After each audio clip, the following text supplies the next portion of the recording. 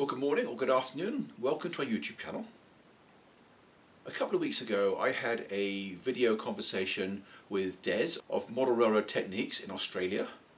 He interviewed me on a few topics regarding what I'm doing in the hobby, and I'm going to present a few snippets of that interview here.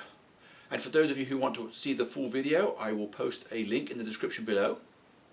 So without further ado, let's just welcome Des to this channel. Tell us a little bit how you got into model trains. Well, Tez, that's a long story. I am 56 years old and I have been into model trains since my earliest memory. Lovely. And his father before that. So I guess it just runs in the family. Yeah, nice. And then I had a few years where I worked in O-scale. I made the change when I moved to the US, so that would have been about 21 years ago now. Right. Who would be, or what's your modelling influences right now? Probably a good segue into your business, Superior Model Railroads. So tell us about how did you get into that?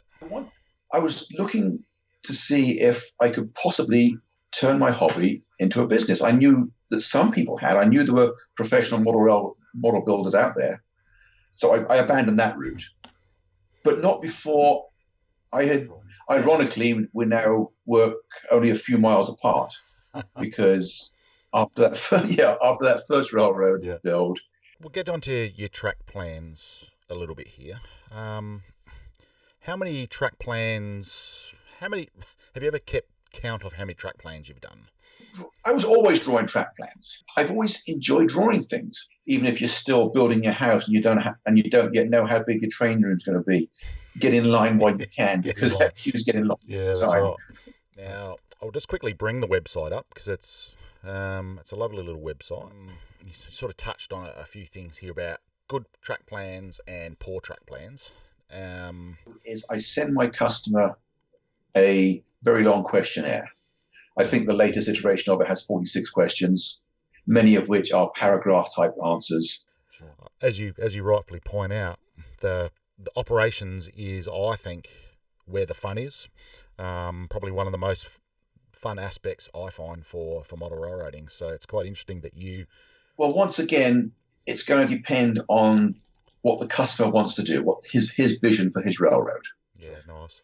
And I produced a plan for him, and he absolutely loved it. He's just started building turnouts for it now. Yeah, okay.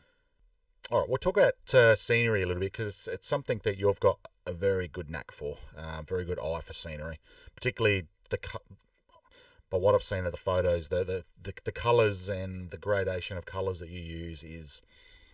Well, the most important thing is to look around at what you see. Every time you drive somewhere, Mother Nature has been doing this for millions of years. She knows what she's doing. Yeah.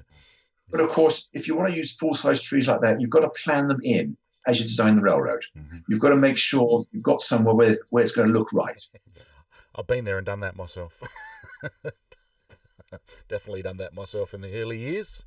So, very good. So, well, Peter, thank you so much for taking some time away from your busy schedule to chatting with me at Model Railroad Techniques. That's really just a taster of the sort of things we discussed during that interview. As I said before, the link to the full interview is in the description below, so be sure to check that out. And I will see you again in my next regularly scheduled video. Thanks for watching, and bye for now.